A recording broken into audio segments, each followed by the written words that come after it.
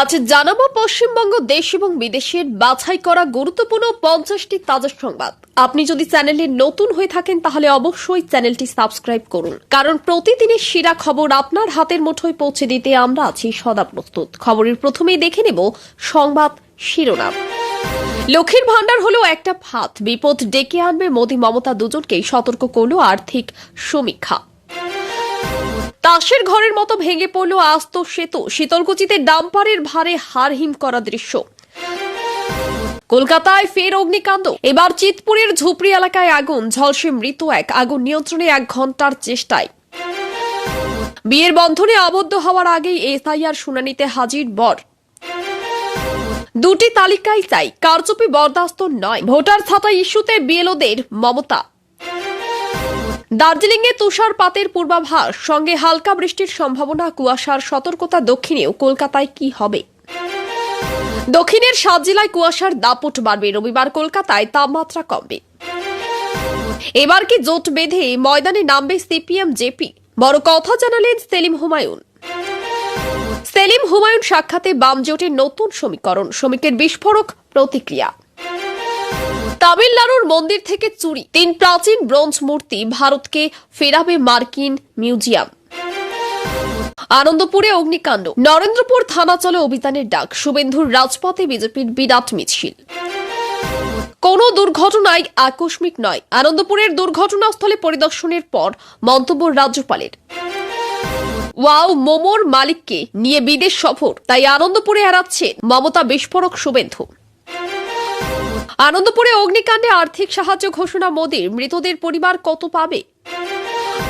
আনন্দপুরে না গিয়ে এসআইআর নিয়ে কবিতা পাঠ মমতার, নিন্দার ঝড় বিজেপির। এসআইআরে ভবানীপুরে বাদ প্রায় 45,000 ভোটার, তড়িঘড়ি কাউন্সিলর বিএলএ 2দের নিয়ে জরুরি বৈঠকে মমতা। আজ ভোট হলে বাংলায় তৃণমূল জিতবে নাকি বিজেপি, সমীক্ষায় পাওয়া গেল ইঙ্গিত। ভবানীপুরের কাউন্সিলরদের ফের ডাকলেন মমতা বন্দ্যোপাধ্যায়, শুক্রবারই কালীঘাটে বৈঠক। মিড ডে মিলের চাল চুরি, রাতের অন্ধকারে বাইকে বস্তা পাচার, বাসন্তীতে স্কুল চত্বরের তাণ্ডব। বর্বরতা বন্ধ, আসামে আদিবাসী নির্যাতনের বিরুদ্ধে বালুরঘাটে প্রতিবাদ মিছিল। মুখ্যমন্ত্রীর সঙ্গে কে হাঁটছে? আনন্দপুর কাণ্ডে বড় প্রশ্ন তুলে শুভেন্দু বোঝালেন ছবি কথা বলে। সিপিএম হল কনফিউজড পার্টি, সেলিম হুমায়ুন বৈঠক নিয়ে বিস্ফোরক কথা দিলীপের। আনন্দপুর অগ্নিকাণ্ডে মৃত্যু, শুভেন্দুর প্রতিবাদ মিছিলে ডিজের তালে নাচ বিজেপি কর্মীদের।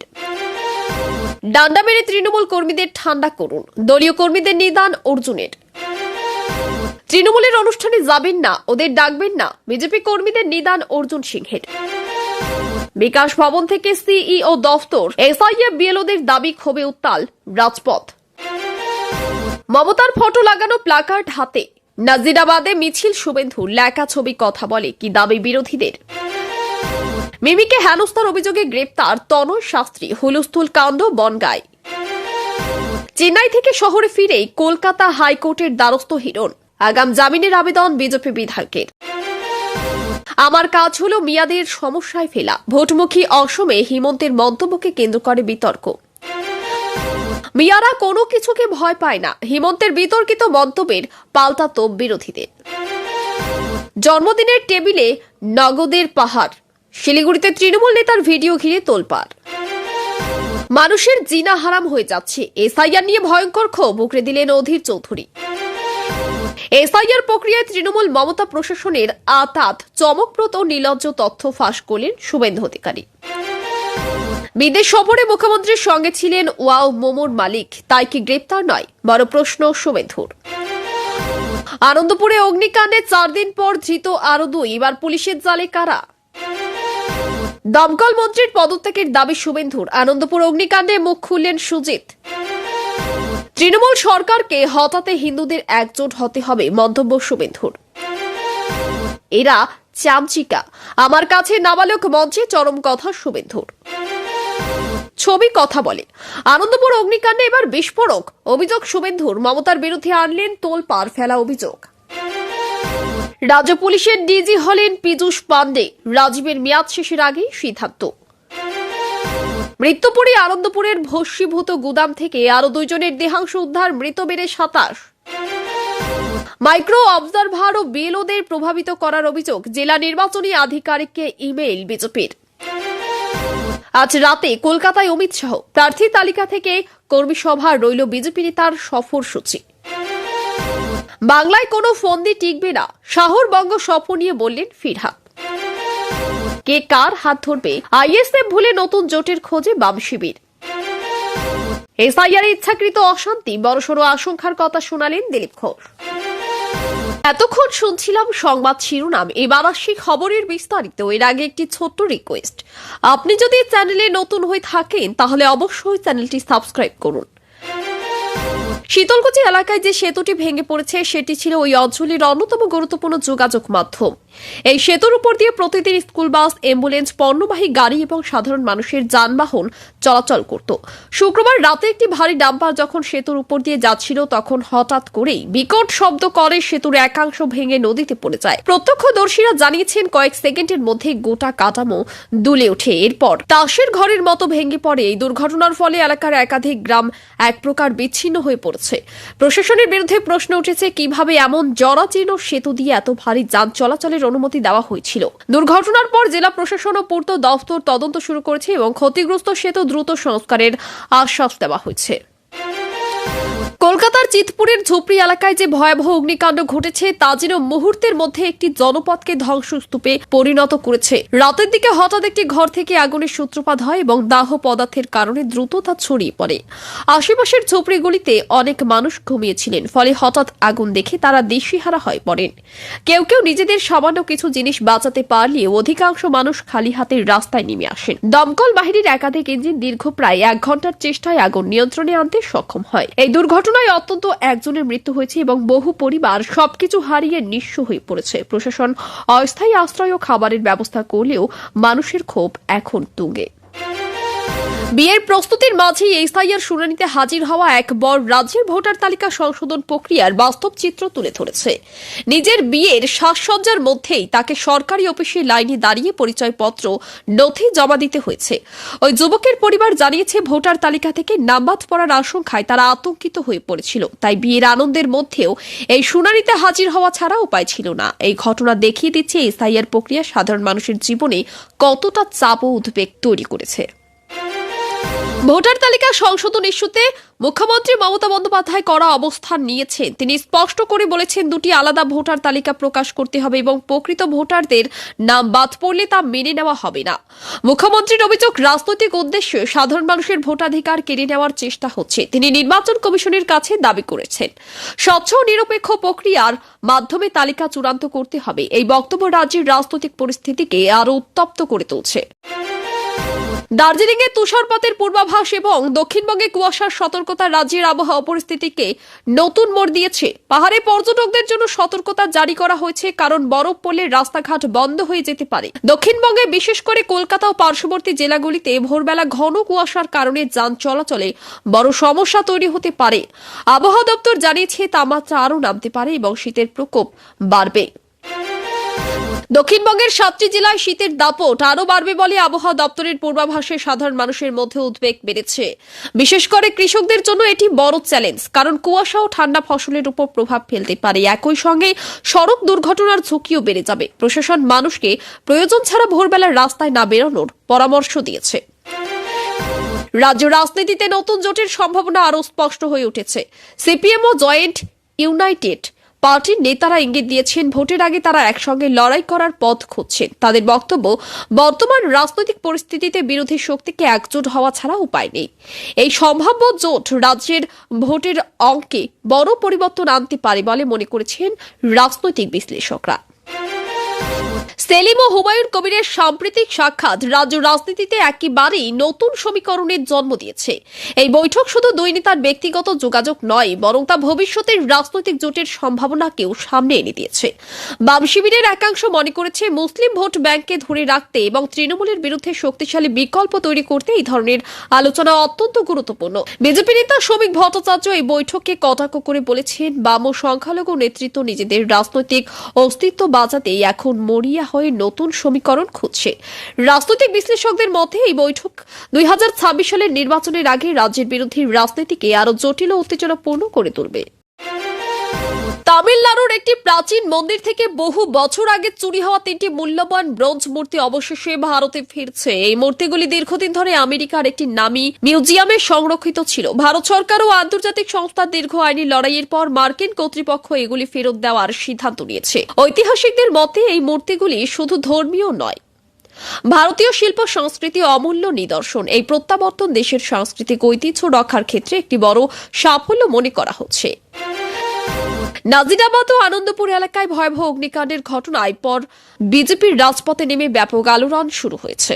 শুভেন্দু অধিকারীর নেতৃত্বে নরেন্দ্রপুর থানা চলো কর্মসূচিতে হাজার হাজার মানুষ অংশ নেন। তাদের অভিযোগ, প্রশাসনের চরম অবহেলা ও দেরিতে দমকল পৌঁছানোর কারণে এত বড় বিপর্যয় ঘটেছে। মিছিল চলাকালীন বিভিন্ন জায়গায় পুলিশের সঙ্গে ধস্তাধস্তিও হয়। এই আন্দোলনের ফলে রাজ্যের আইন শৃঙ্খলা ও প্রশাসনিক ব্যর্থতা নিয়ে নতুন করে তীব্র রাজনৈতিক চাপ তৈরি হয়েছে। আনন্দপুরের অগ্নিকাণ্ডে মৃতদের পরিবারের পাশে দাঁড়াতে প্রধানমন্ত্রী আর্থিক সাহায্যের ঘোষণা করেছেন। কেন্দ্রের তরফে জানানো হয়েছে প্রত্যেক মৃতের পরিবারকে নির্দিষ্ট অঙ্কের ক্ষতিপূরণ দেওয়া হবে, যাতে তারা এই দুঃসময়ে অত্যন্ত কিছুটা সহায়তা পায়। এই ঘোষণা রাজ্য ও কেন্দ্রের মধ্যে ত্রাণ নিয়ে চলা টানাপোড়েনকে কিছুটা হলেও শান্ত করেছে। বহু ক্ষতিগ্রস্ত পরিবার এই সাহায্যের মাধ্যমে নতুন করে জীবন শুরু করার আশা দেখছে। আনন্দপুরে অগ্নিকাণ্ডের ঘটনাস্থলে না গিয়ে মুখ্যমন্ত্রী মমতা বন্দ্যোপাধ্যায় যখন এসআইআর নিয়ে কবিতা পাঠ করেন, তখন বিজেপি তীব্র আলোচনায় ফেটে পড়েন। বিরোধীদের মতে এমন ভয়াবহ দুর্ঘটনার সময় মুখ্যমন্ত্রীর উচিত ছিল ঘটনাস্থলে উপস্থিত থেকে মানুষের পাশে দাঁড়ানো, কিন্তু তিনি অন্য কর্মসূচিতে ব্যস্ত থাকায় সাধারণ মানুষের মধ্যে ক্ষোভ বাড়ছে। এই ঘটনাকে কেন্দ্র করে রাজ্য রাজনীতিতে শাসক ও বিরোধী পক্ষের মধ্যে উত্তেজনা আরও বেড়েছে। ভবানীপুরে এসআইআর প্রক্রিয়ায় প্রায় 45,000 ভোটারের নাম বাদ পড়ায় রাজ্য জুড়ে চরম উদ্বেগ তৈরি হয়েছে। পরিস্থিতি সামাল দিতে মুখ্যমন্ত্রী জরুরি বৈঠক ডাকেন, যেখানে কাউন্সিলর ও বিএলও দুইরা উপস্থিত ছিলেন। দ্রুত যাচাই করে বাদ পড়া নাম ফের অন্তর্ভুক্ত করার নির্দেশ দেওয়া হয়েছে। তৃণমূলের অভিযোগ, পরিকল্পিতভাবে ভোটার তালিকায় কারচুপি করে নির্বাচনী ফল প্রভাবিত করার চেষ্টা চলছে। এই ইস্যু রাজ্যের রাজনীতিতে নতুন করে তোলপাড় ফেলেছে। সাম্প্রতিক একটি সমীক্ষা বলছে, আজ যদি ভোট হয় তাহলে পশ্চিমবঙ্গে তৃণমূল ও বিজেপির মধ্যে প্রবল প্রতিদ্বন্দ্বিতা দেখা যাবে। তৃণমূল এখনো বহু এলাকায় এগিয়ে থাকলেও বিজেপির ভোট শতাংশ দ্রুত বাড়ছে। বিশেষ করে শহরাঞ্চল ও কিছু গুরুত্বপূর্ণ গ্রামীণ কেন্দ্রে বিজেপির শক্তি বাড়ছে বলে ইঙ্গিত মিলেছে। রাজনৈতিক বিশ্লেষকদের মতে আগামী কয়েক মাসে এই সমীকরণ আরও বদলাতে পারে এবং রাজ্যের নির্বাচন আরও অনিশ্চিত হয়ে উঠবে। বাসন্তী এলাকায় একটি সরকারি স্কুলের মিড ডে মিল প্রকল্পে বড়সড় দুর্নীতির অভিযোগ উঠেছে। অভিযোগ অনুযায়ী গভীর রাতে স্কুল চত্বর থেকে চালের বস্তা বাইকে করে পাচার করা হচ্ছিল। স্থানীয়রা বিষয়টি টের পেয়ে বাধা দিলে উত্তেজনা ছড়ায় এবং স্কুল চত্বরে ভাঙচুরের পরিস্থিতি তৈরি হয়। বহু মানুষ দাবি করেছেন, দীর্ঘদিন ধরেই মিড ডে মিলের চাল কালো বাজারে বিক্রি করা হচ্ছিল এবং স্কুলের পড়ুয়ারা তার প্রকৃত অংশ পাচ্ছিল না। খবর পেয়ে পুলিশ ঘটনাস্থলে পৌঁছে পরিস্থিতি সামাল দেয়। এই ঘটনায় শিক্ষা দপ্তরের ভূমিকা নিয়েও প্রশ্ন উঠেছে এবং দোষীদের বিরুদ্ধে কড়া ব্যবস্থা নেওয়ার দাবি উঠেছে। আসামে আদিবাসীদের উপর চলতে থাকা নির্যাতনের প্রতিবাদে দক্ষিণ দিনাজপুরের বালুরঘাটের একটি বড় মিছিল অনুষ্ঠিত হয়। মিছিলে অংশ নেওয়া মানুষজন প্লাকার্ড ও স্লোগানের মাধ্যমে কেন্দ্র ও রাজ্য সরকারের ভূমিকার বিরুদ্ধে ক্ষোভ প্রকাশ করেন। তাদের অভিযোগ, আদিবাসী সম্প্রদায়ের মানুষদের উচ্ছেদ, মারধর এবং জমি কেড়ে নেওয়ার ঘটনা বেড়েই চলেছে। এই পরিস্থিতির বিরুদ্ধে সারা দেশের আন্দোলন ছড়িয়ে দেওয়ার ডাক দেওয়া হয়। বক্তারা বলেন, মানবাধিকার লঙ্ঘনের এই ঘটনাগুলি বন্ধ না হলে আগামী দিনে আরও বড় প্রতিবাদ গড়ে উঠবে। সিপিএম নেতা সেলিম ও তৃণমূল নেতা হুমায়ুন কবিরের বৈঠক নিয়ে রাজনৈতিক মহলে তীব্র আলোচনা শুরু হয়েছে। এই প্রসঙ্গে বিজেপি নেতা দিলীপ ঘোষ বলেন, সিপিএম এখন দিশেহারা এবং কোন পথে যাবে তা নিজেরাই বুঝে উঠতে পারছে না। তার দাবি, বামদল নিজেদের অস্তিত্ব টিকিয়ে রাখতে কখনো তৃণমূলের দিকে ঝুঁকছে, আবার কখনো বিজেপির বিরোধিতা করছে। এই মন্তব্য রাজ্য রাজনীতিতে নতুন বিতর্কের জন্ম দিয়েছে এবং আসন্ন নির্বাচনের আগে বিরোধী রাজনীতির সমীকরণ আরও জটিল হয়ে উঠেছে। আনন্দপুরে ভয়াবহ অগ্নিকাণ্ডে মানুষের মৃত্যুর পর বিজেপির পক্ষ থেকে একটি প্রতিবাদ মিছিল আয়োজন করা হয়। তবে সেই মিছিলে ডিজের তালে নাচানাচির ছবি ছড়িয়ে পড়তেই তীব্র সমালোচনা শুরু হয়। বহু মানুষ মনে করেছেন, এমন মর্মান্তিক ঘটনার পর এই ধরনের আচরণ নিহতদের পরিবারের প্রতি অসম্মান। বিজেপির পক্ষ থেকে বলা হয়েছে, মিছিলের উদ্দেশ্য ছিল প্রতিবাদ জানানো, কিন্তু কিছু ধর্মীয় আচরণ নিয়ে দলের মধ্যেও প্রশ্ন উঠেছে। এই ঘটনাকে ঘিরে রাজনৈতিক চর্চা আরও তীব্র হয়েছে। তৃণমূল কংগ্রেসের কর্মীদের বিরুদ্ধে সরাসরি লাঠি ব্যবহার করার মতো মন্তব্য করে বিতর্কে জড়ালেন বিজেপি নেতা অর্জুন সিং। তার বক্তব্য, রাজনৈতিক শিষ্টাচার ভেঙেছে বলে বিরোধীরা অভিযোগ তুলেছে। এই মন্তব্যের পর রাজ্যের রাজনীতিতে উত্তেজনা বেড়েছে এবং তৃণমূল শিবির কড়া প্রতিক্রিয়া জানিয়েছেন। রাজনৈতিক বিশ্লেষকদের মতে ভোটের আগে এই ধরনের উস্কানিমূলক মন্তব্য রাজ্যের পরিবেশ আরও অশান্ত করে তুলতে পারে। বিকাশ ভবন থেকে সিইও দপ্তর পর্যন্ত এসএফআই ও বিএলওদের একাধিক দাবি নিয়ে বিশাল প্রতিবাদ কর্মসূচি অনুষ্ঠিত হয়। তারা অভিযোগ করেন, এসআইআর প্রক্রিয়ার নামে ভোটার তালিকা নিয়ে অনিয়ম চলছে এবং কর্মীদের উপর অযথা চাপ সৃষ্টি করা হচ্ছে। এই প্রতিবাদে রাজপথ কার্যত স্তব্ধ হয়ে যায় এবং পুলিশের সঙ্গে ধস্তাধস্তির ঘটনাও ঘটে। আন্দোলনকারীরা স্পষ্ট জানান, দাবি মানা না হলে তারা আরো বড় আন্দোলনে নামবেন।